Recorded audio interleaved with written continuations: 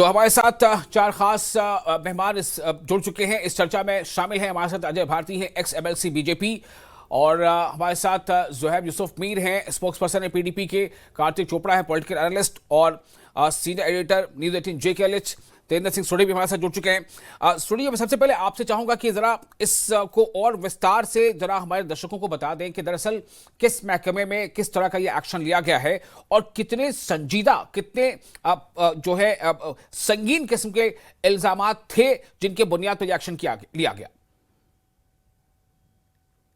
देखिए विशाल, सबसे इम्पोर्टेंट बात यह है कि एलजी मनोज सिन्हा ने जब से जम्मू कश्मीर के एलजी का कारभार संभाला था, उन्होंने पहले दिन ही मीडिया से इंटरेक्शन करते हुए ये बात कही थी कि सिर्फ आतंकवाद को समाप्त करना ही उनका मकसद नहीं है।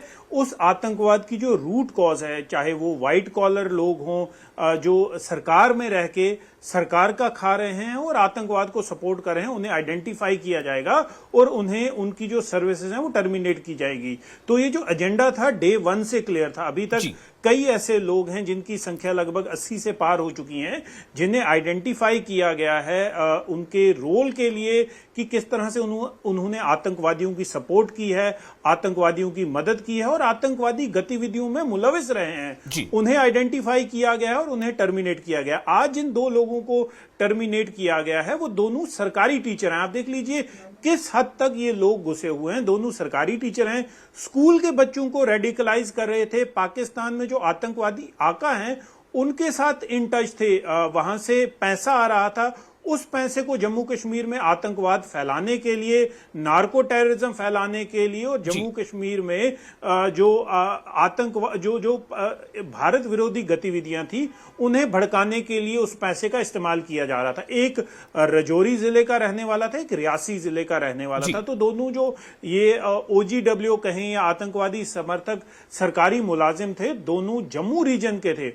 सबसे इंपॉर्टेंट बात यह है कि ये दोनों जो हैं ये अरेस्ट हो चुके हैं। देखिए, एक जो है राजौरी वाला, उसको तब अरेस्ट किया गया था जब जम्मू कश्मीर बैंक के बाहर आईडी लगाई गई थी और उस आईडी के बाद जब लोगों को कुछ लोगों को उठाया गया, उनसे जो पूछताछ की गई तो इस शख्स के बारे में पता चला कि पाकिस्तान से किस तरह से ये आईडी मंगाई गई थी और यहां पर कैसे ना सिर्फ सुरक्षा बलों को लेकिन आम नागरिकों को टारगेट करना था। तो ये लोग तब से अंदर हैं, ये सजा काट रहे हैं, कोर्ट में ये कन्विक्ट हुए हैं। और देख लीजिए, पॉलिटिक्स होती रहती है, देश की सॉवरेनिटी, लोगों की सुरक्षा सबसे इंपॉर्टेंट है। और एलजी प्रशासन ने जो ये कार्रवाई की है, ये कोई कार्रवाई आउट ऑफ द ब्लू नहीं है। देश का कॉन्स्टिट्यूशन जो है, कॉन्स्टिट्यूशन में आर्टिकल 311 ये पूरा अधिकार देता है कि उस शख्स को जो देश विरोधी गतिविधियों में शामिल है, जो आतंकवादी गतिविधियों में शामिल है,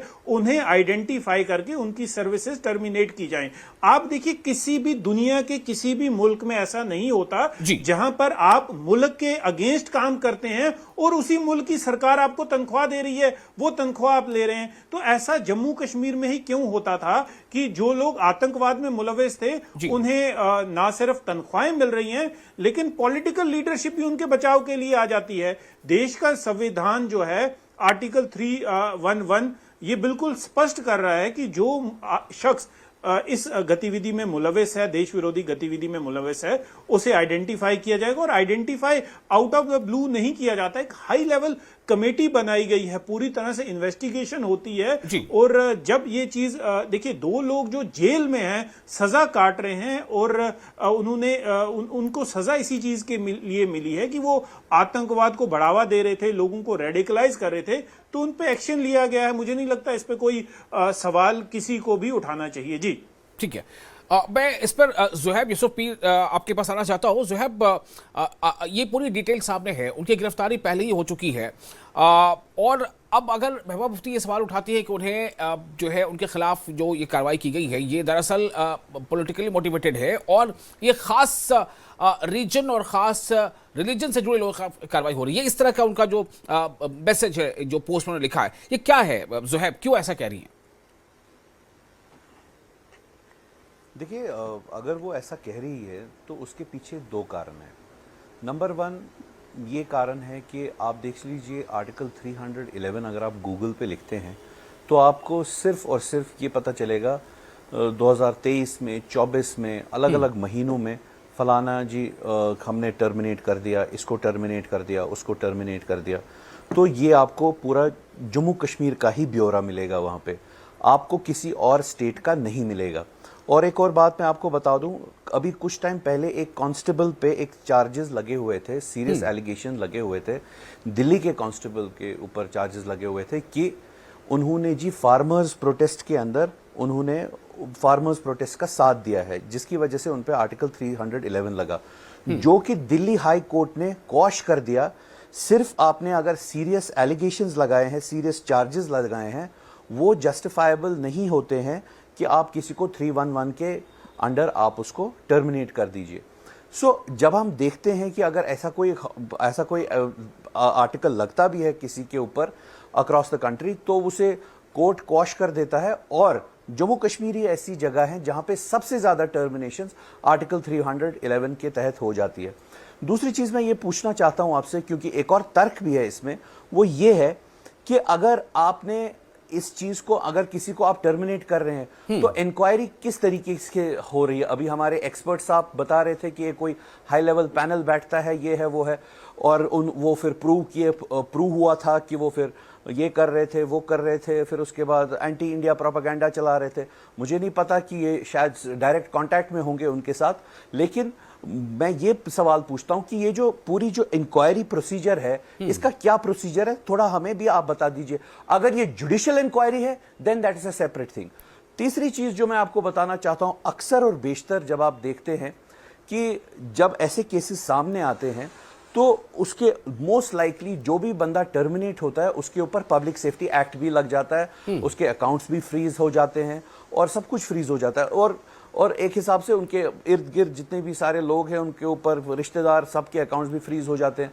तो उनको कैसे चांस मिलेगा अपने आप को इनोसेंट प्रूव करने का, जब पूरा लॉ ही है? आपने जुडिशियल इंक्वायरी के पहले ही आपने किसी को गिल्टी करार कर दिया, उसके अकाउंट फ्रीज कर दिए, पीएसए लगा दिया, सारा आपने स्क्यूड उसके खिलाफ कर दिया, तो फिर उसके बाद आप बोल रहे हैं आप प्रूव करोगे कि आप इनोसेंट हो। So this whole law is sort of skewed. तो यही रीजन था महबूबा जी का ये बोलना कि ये पर्टिकुलर एक जगह को टारगेट किया जा रहा है। हम किसी भी तरीके से इसके खिलाफ नहीं है कि कहीं पे अगर कोई टेररिज्म कर रहा है या देश के अजय खिलाफ भारती काम जी कर रहा है, आपसे भी इस हम पे उसके- रिएक्शन हम लूंगा, उसके- लेकिन छोटा सा हम एक उसमें रिएक्शन फिर hindrance से एक बार create देते हैं जिसके करता पास जाता हूं लेने के लिए। तेंदर जी, ये जो सवाल उठा रहे हैं ज़ुहैब मीर के, इसमें जुडिशियल इंक्वायरी या फिर ये कि अपनी बात रखने का या खुद को बेगुनाह साबित करने का मौका नहीं मिला इस प्रोसेस में, जैसा महबूबा मुफ्ती ने भी अपने ट्वीट पर लिखा है। देखिए, मैं ज़ुहैब साहब की बात की इज्जत करता हूं। महबूबा मुफ्ती को जो फॉर्मर चीफ मिनिस्टर हैं, उन्हें तो पॉलिटिक्स करनी है, क्योंकि उन्हें जो कश्मीर बेस्ड उनकी पॉलिटिक्स है उसे उन्होंने बरकरार रखना है, उसे बचा के रखना है। देखिए, मैंने जैसे पहले कहा, एक हाई लेवल कमेटी बनी है जिसमें पुलिस के सीनियर अधिकारी, एडमिनिस्ट्रेशन के सीनियर अधिकारी जो हैं, जब भी इस तरह का केस आता है, अगर किसी पे एलिगेशन लगती है, तो उस एलिगेशन को पूरी तरह से वेरीफाई किया जाता है मुख्तलिफ एजेंसी से, चाहे वो सीआईडी हो, चाहे आईबी हो, और अलग अलग जो एजेंसी जम्मू कश्मीर पुलिस है वो उस केसेस की इन्वेस्टिगेशन करती है। आप मुझे ये बता दीजिए, एक शख्स अगर आईडी लगाते हुए पकड़ा जाता है तो क्या वो बेगुनाह होगा? अगर उसकी आईडी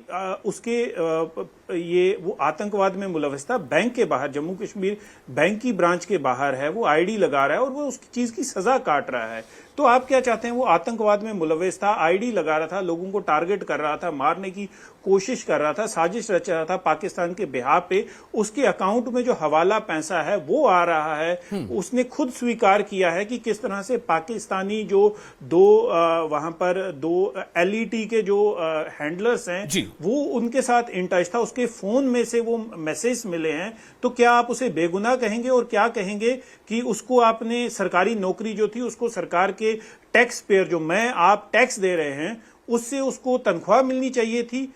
देखिए, किसी भी सिविलाइज सोसाइटी में ऐसा नहीं होता। रही बात जब आप किसान आंदोलन को, अगर आप पाकिस्तान स्पॉन्सर्ड कश्मीर में जो टेररिज्म है उसके साथ कंपेयर कर रहे हैं, तो मैं इस चीज पे ये मानूंगा नहीं, क्योंकि जो किसान आंदोलन था वो एक देश की किसी भी ने भी वहां पर पाकिस्तान के कहने पे हथियार नहीं उठाए, किसी ने भी वहां पर आईडी नहीं लगाई। उन किसानों की अपने देश की सरकार से एक नाराजगी थी, उन्होंने प्रोटेस्ट किया, किसी ने उनका सपोर्ट किया। उसको आप कश्मीर में जो पाकिस्तान से आतंकवाद फैलाया जा रहा है उसके साथ कंपेयर नहीं कर सकते। और छोटा सा रिएक्शन जो है, मुझे बाकी पहले से पास जाना है, छोटा सा रिएक्शन। बीजेपी की सरकार उसी बीजेपी की सरकार ने इन सारे किसानों को जो आंदोलन कर रहे थे सड़क पर, उन सबको खालिस्तानी कहा और पाकिस्तानी कहा और देश विरोधी कहा। शायद आपको वो बात भूल चुकी है। मैं ये नहीं कह रहा कि अगर देखिए इसमें सरकार का लफ्ज मुझे लगता है सरकारी तौर पर ये नहीं, ठीक है कुछ एक नेताओं ने ऐसा कहा होगा, आप ये नहीं कह सकते कि सरकार ने ऐसा कहा, सरकार ने ऐसा कहा वो नहीं कह सकते आप, ठीक है किसी लीडर ने ऐसा कहा होगा, मैं इनकार नहीं कर रहा हूं। एकेडमिक आर्टिकल लिखा, अगर किसी ने किताब लिखी और उसके ऊपर उसने एकेडमिक कोई एक आर्गुमेंट दिया तो उसको भी आपने निकाल दिया। So that is not how it works. Judicial inquiry कहां पे, जो मैंने बात कही जुडिशियल इंक्वायरी की, ठीक है आपके सवाल को लेकर मैं जाता हूं। अजय भारती जो हमारे साथ मौजूद है, ex MLC BJP. Ajay Bharti ji, ये आतंकवाद से कोई जुड़ा है, आतंकी गतिविधियों से जुड़ा है, उसके खिलाफ एक्शन होना चाहिए, लेकिन जो साबिक वजीर आला है उनका सवाल यह है कि जुडिशियल इंक्वायरी या बेगुनाही साबित करने का मौका दिया जाना चाहिए। क्या कहना है आपका? तो साहब पहले तो मैं आपको ये कह दूं, मेरे स्क्रीन पर कुछ और आ रहा है, मैं किसी और को देख नहीं पा रहा हूं, इसलिए मुझे मतलब पता नहीं कि कौन कहां बैठा हुआ है। तो लेकिन आप एकदम निश्चित रहें, आप स्क्रीन पर दिख रहे हैं, साफ तौर से दिख रहे हैं, सारे पैनलिस्ट के साथ दिख रहे हैं और आप बहुत अच्छे भी दिख रहे हैं। जी आप बोले अपनी बात। तो देखिए, जो ये सवाल उठा रहे हैं, खासकर आपने साबिका मुख्यमंत्री की बात करी है, तो वो लोग वो भी है कि जिन सिविल ऑफिसर्स ने 1990 में यूएनओ को अपील कर दी सरकार की तनख्वाह लेते हुए, उनको तो इन्होंने सर आंखों पर बिठा दिया, उनको पार्टी में बहुत सीनियर पोजीशन पर रखा। तो इनकी पॉलिटिक्स ही है जो देश विरोध, भारत विरोध और इस पर आधारित है। इसलिए ये कोई नई बात नहीं है कि वो इसको कम्युनल रंगत भी देंगे और इसको रीजनल रंगत भी देंगे, क्योंकि पॉलिटिक्स लिमिटेड ही है और चूंकि अभी और ज्यादा इरेलेवेंट हुई है तो उस वजह से उसको और एग्रेसिवली वो परस्यू करेंगे। जी। दूसरी बात, वो अभी राज्यसभा इलेक्शन में भी उन्होंने देखा, जिस नेशनल कॉन्फ्रेंस के खिलाफ वो अपने को पोज कर रहे थे कि हम इस सरकार के खिलाफ अपोजिशन का रोल करेंगे, बाद में उन्हीं के साथ बैठकर वोटिंग कर ली, तो इसलिए उसको जस्टिफाई लोगों के सामने कैसे करेंगे। जहां तक 311 की बात है, हमारे जो कोई एक पैनलिस्ट बोल रहे थे, मुझे मालूम नहीं है कौन थे, जिन्होंने सिर्फ 311 की बात तो करी लेकिन 2C की बात नहीं कही। वही कानून, और जो कोई भारतीय जनता पार्टी ने वो कानून बनाया हो ऐसा नहीं है, बहुत दिनों से देश में है, वो 1949 से जब कॉन्स्टिट्यूशन असेंबली ने उसको लगाया, तो उसका 2C वाज़ेह तौर पर कहता है, अगर गवर्नर साहब से यूटी और उसके कॉन्टेक्स्ट में जो भी रेलेवेंट पर्सन हो, इफ ही इज सेटिस्फाइड, और उसको सेटिस्फाइड करके हमारे एक्सपर्ट ने बताया आपको कि उसका सेटिस्फेक्शन होना कोई ऐसे अचानक नहीं होता है, वो एक प्रोसेस में से जब उनके पास इंफॉर्मेशन आती है, जब ग्राउंड में से एक पूरी प्रोसेस में से वो जानकारियां सबस्टेंशिएट होती है, उसको कोलैबोरेट किया जाता है, उसके बाद वो सेटिस्फाई होने के बाद ये एक्शन ले लेते हैं। बल्कि मैं तो कहूंगा बहुत देर से लिया गया एक्शन है। जब ये अरेस्ट हुए थे, ये तो इंस्टेंटली, जब 24 आवर्स अगर एम्प्लॉय कोई पकड़ा जाता है 24 आवर्स में डिसमिस होता है, तो ये तो उसी वक्त होना चाहिए था। और तीसरा जो मुझे लगता है कि सबसे बड़ी इंपॉर्टेंट बात ये ठीक है, कार्तिक चोपड़ा हमारे साथ मौजूद है। एक मिनट, कार्तिक चोपड़ा मौजूद है, पॉलिटिकल एनालिस्ट है। कार्तिक जी कैसे देखें, एक तरफ तो मतलब आतंक को जड़ से खत्म करना है, दूसरी तरफ पॉलिटिक्स भी है, सियासत भी है, ह्यूमन राइट्स भी है, जुडिशियल इंक्वायरी हो, बेगुनाही का मौका भी ये भी है। लेकिन जब बात सामने ये आ रही है कि जब किसी के ऊपर कोई शक व शुबा हुआ, कोई एलिगेशन लगा और उसके बारे में कंप्लीट उसकी जो है जांच हुई, हाई लेवल कमेटी ने उसके बारे में उसके जांचा परखा कि मामला कहां तक सही है, कहां तक दुरुस्त है, जैसा अभी तेजस्वी सोनी जी बता रहे हैं, उसके बाद अगर गिरफ्तारी हुई और अब जाके बर्खास्ती हो रही है, गिरफ्तारी काफी पहले हुई थी, तो क्या इस पर भी ये सवाल बाकी रह जाता है कि उसे अपनी बेगुनाही साबित करने का मौका नहीं मिला या जुडिशियल इंक्वायरी इसकी नहीं हुई? मुझे तो दुख होता है साहब कि हमारे मुल्क ऐसा मुल्क ही है जहां पे टेररिस्ट या टेररिस्ट सिंपथाइजर्स की ह्यूमन राइट्स की बहुत शोर मचाई जाती है, पर जो बेचारे मारे जाते हैं या टेरर विक्टिम्स हैं उनका कोई है नहीं, उनके फैमिलीज के साथ क्या बीतती है किसी को कोई परवाह नहीं। हम क्यों बार बार देखते हैं, जैसे सोडी साहब ने कहा टोटल इंक्वायरी हो चुकी है, ये दोनों जनाब अंदर सजा काट रहे हैं, और अब केवल इसके ऊपर पॉलिटिकल हलचल कराने के लिए ये शोर मचाया जा रहा है। ये बिल्कुल गलत है। अगर ये बर्खास्त किए गए, बिल्कुल सही तरीके से बर्खास्त किया। मैं टैक्स पेयर हूँ, मेरा टैक्स पेड मनी पैसा जो है बिल्कुल नहीं इस्तेमाल किया जाना चाहिए ऐसे लोगों को तनख्वाह देने के लिए। ये जो भी इनके पास लीगल रेमेडीज अभी है ये लगाए, ये उसको अपना सकते हैं लीगल तरीके से, पर उनको सरकारी नौकरी दे के उनको कंटिन्यू रख के बिल्कुल गलत बात है। ये तो जो लोग ये सोच भी रखते हैं कि टेररिस्ट या टेररिस्ट सिंपथाइजर्स को ऐसे रखा जाना चाहिए, उनको भी अपनी सोच को फिर बदल लेना चाहिए या समझ लेना चाहिए। ये लोग अक्यूज किए गए हैं कल्यूजन with foreign with enemy nation. ये कोई लोकल सोशल इशू के ऊपर या कोई, जैसे कि कोई कह रहा था फार्मर इशू है, उसके ऊपर निर्धारित नहीं है ये इनके जो क्राइम्स है। ये इनके ऊपर सेडिशन चार्ज लगना चाहिए, 50 और चार्जें लगनी चाहिए। हमारे पास बहुत सख्त कानून है टेररिज्म को डील करने के लिए हिंदुस्तान में। कार्तिक जी सवाल सिर्फ थोड़ा सा ये है, अपने दर्शकों की तरफ से ये बात सामने इसलिए रखे दर्शकों को बात समझ में आए। मेरा सवाल सिर्फ ये है कि एक स्कूल है, वहां मान लीजिए 50 टीचर 10 टीचर हैं, तो ऐसे बहुत सारे स्कूल हैं, बहुत सारे टीचर हैं, तो यहां पे चूंकि ये पता नहीं चल पा रहा कि ये दरअसल टीचर है क्या, टीचर रहते हुए भी कुछ ऐसा कर रहे थे, तो इसमें कई बार ऐसा हो सकता है ना। मेरा सवाल सिर्फ ये है कि एक होता है कि किसी को हम देखते हैं कि वो हाथ में बॉम्ब या राइफल लेके या स्टैंडगन लेके जो है वो खुले तौर पर जो है वो मुठभेड़ कर रहा है, मारा जा रहा है, वहां पर दिखता है कि ये आतंकी था, मारा गया, जख्मी भी हुआ तो अरेस्ट हुआ, गिरफ्तार हुआ। यहां पर सवाल इसलिए उठाया जा रहा है कि वो व्हाइट कॉलर लोग हैं, दिख रहे हैं कि व्हाइट कॉलर है, लेकिन उनकी संलिप्तता इस तरह की है, वो किसी लिंक से जुड़े, राब्ते से जुड़े हैं। क्या इसमें ये गुंजाइश बचती है कि किसी के भी खिलाफ एक्शन हो लेकिन उसे बेगुनाही का मौका दिया जाए? सवाल सिर्फ ये है।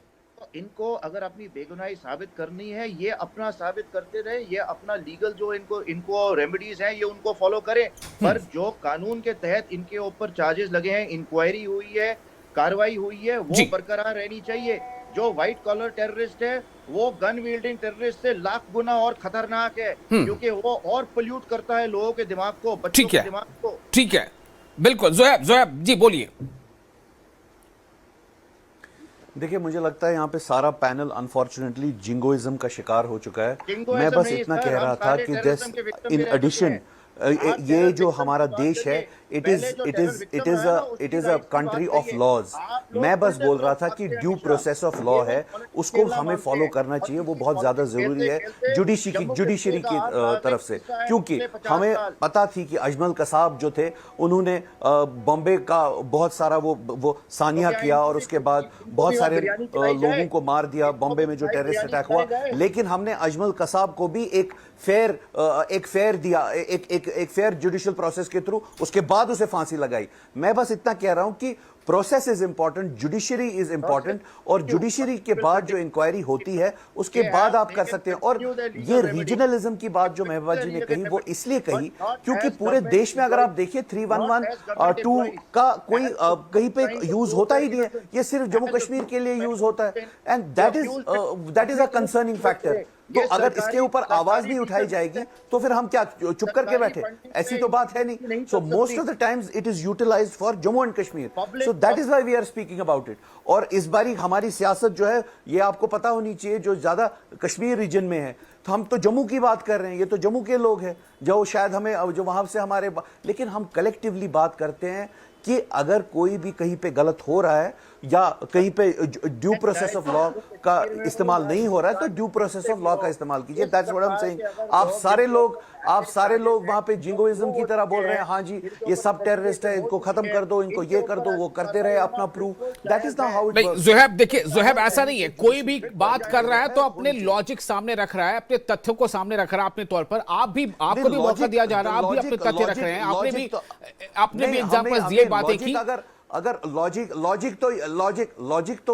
तो ये नहीं हो सकता ना कि आप एक्सेप्ट करें। और अगर किसी इसमें हमने बात की है इसके बारे में, आप हमें कह रहे हो टेररिस्ट सिंपथाइजर। मैंने देखा यहां पे तीनों पैनलिस्ट एक पॉलिटिकल पार्टी जो रिप्रेजेंट करती है लोगों की एस्पिरेशंस को, उसको टेररिस्ट सिंपथाइजर बोल रहे हैं, उसको पॉलिटिशियन बोल रहे हैं। व्हाट इज वो देखिए, क्योंकि उन पर इल्जाम है ना, उनकी गिरफ्तारी हो चुकी है, उन पर इल्जाम है। उनको जो हाई लेवल पैनल है, जो टीम है, जैसा तेंदुल ने कहा, उन्होंने उनको पाया, देखा, गिरफ्तारी भी हो चुकी है पहले।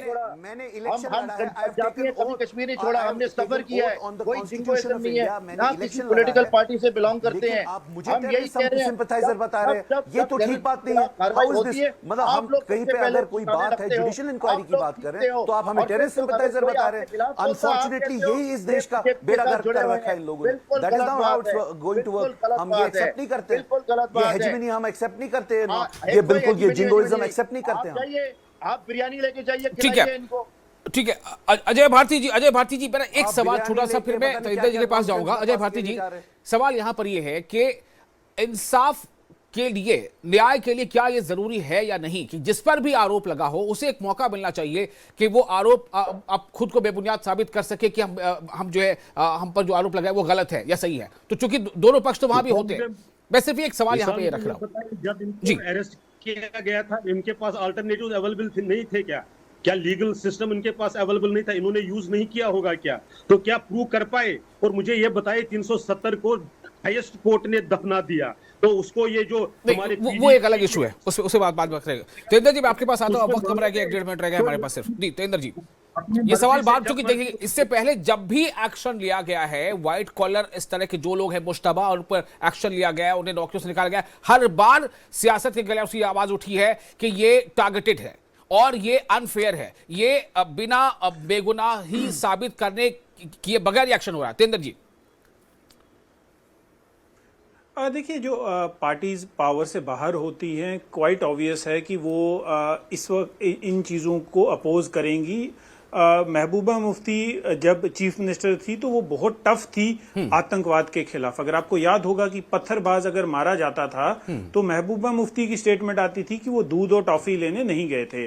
तो ये अब, क्योंकि जब आप पार्टी जो पावर से बाहर होती है तो उसकी मजबूरी होती है एक पर्टिकुलर वोट बैंक को खुश करने के लिए। तो इस तरह के जो बयान हैं वो कहीं ना कहीं एक अपनी पॉलिटिकल स्टैंडिंग को बरकरार रखने के लिए आप एक्सपेक्ट करते हैं, और ये कोई नई बात नहीं है, ये बयान आते रहेंगे क्योंकि पॉलिटिकल आइडियोलॉजी को बरकरार रखना है, पॉलिटिकल वोट बैंक को ये रखना है, कायम रखना है। लेकिन देखिए, चाहे कोई भी पॉलिटिकल पार्टी हो, चाहे विद इन दी पावर हो, चाहे आउटसाइड दी पावर हो, उनको ये चीज़ बिल्कुल समझ लेनी चाहिए कि देश की सॉवरेनिटी, देश की इंटीग्रिटी के अगेंस्ट अगर कोई काम करता है, चाहे वो कोई हो, वहां पर आप उस मजहब को, उस जाति को बीच में ना लाएं। चाहे वो कोई भी इंसान हो जो पाकिस्तान के बेहस्त पे आतंकवाद को भड़काता हो, जो पाकिस्तान की बेहस्त पे नार्को टेररिज्म में मुलविस हो, जो पाकिस्तान के बिहाफ पे यहाँ पर कत्लो गारत का सिलसिला जारी रखता हो, चाहे वो कोई भी हो, उसको जिस तरह कार्तिक जी ने कहा कि एज अ टैक्स पेयर मैं कभी नहीं चाहूंगा कि वो इंसान जिसको मेरी टैक्स से तनख्वाह मिल रही है वही मेरे अगेंस्ट आईडी लगा के मुझे मारने की साजिश रचे। तो बिल्कुल ये कार्रवाई जो है बिल्कुल दुरुस्त है। एज आप किसी भी इंडिविजुअल से बात कर लें जिसकी कोई भी पॉलिटिकल आइडियोलॉजी नहीं है, वो तो ये चाहेगा कि जितने भी लोग आतंकवाद में मुलविस हैं, चाहे वो किसी भी धर्म के हों, किसी भी रीजन से जुड़े हों, जो देश का नहीं है वो उसको कोई हक नहीं है मेरा या आपका टैक्स पेयर मनी से उसको सैलरी जो है वो मिले। जी ठीक है, चलिए, बहुत शुक्रिया आप तमाम मेहमानों का। ज़ोएब, कुछ कहना है आपको? बस 30 सेकंड बच रहे हैं, 30 सेकंड। मैं बस इतना कहना चाहूंगा, कि लॉ फीलिंग से ऊपर होना चाहिए, लॉ बायस से ऊपर होना चाहिए, लॉ ये जो आइडियोलॉजिकल एजेंडा है उससे ऊपर होना चाहिए। तो हमें we are a country of laws, हमें लॉ अबाइडिंग सिस्टम क्रिएट करना चाहिए और ये जो फीलिंग्स है और ये जो आप जिंगोइस्टिक बातें करते हैं हर एक अब कश्मीरी वो को एक उसको हिसाब उसको से वापस से आप जिक्र मत यहाँ पे कीजिए, उसका कोई आपने मतलब है, उसे और बहुत चर्चा हो political चुकी party को यहाँ पर आप मामला बोलते सिर्फ हैं ये कि है कोई आप था, लिंक terrorist पाया को वो गया, ठीक बात हाई है। लेवल कमेटी थी, उसने उसे देखा और उस पर एक्शन हुआ है, बर्खास्तगी हुई है। बाकी जो बातें हैं सबने अपनी बात रखी है। अब मेरे पास वक्त नहीं बचा है कि मैं इसको और ज्यादा से बातचीत कर सकूं। बहुत शुक्रिया आप तमाम मेहमानों का इस खास मौजूद पर अपना वक्त देने के लिए। हमें दे इजाजत और आप बने रहे न्यूज़ 18 JKLH के साथ। अदा।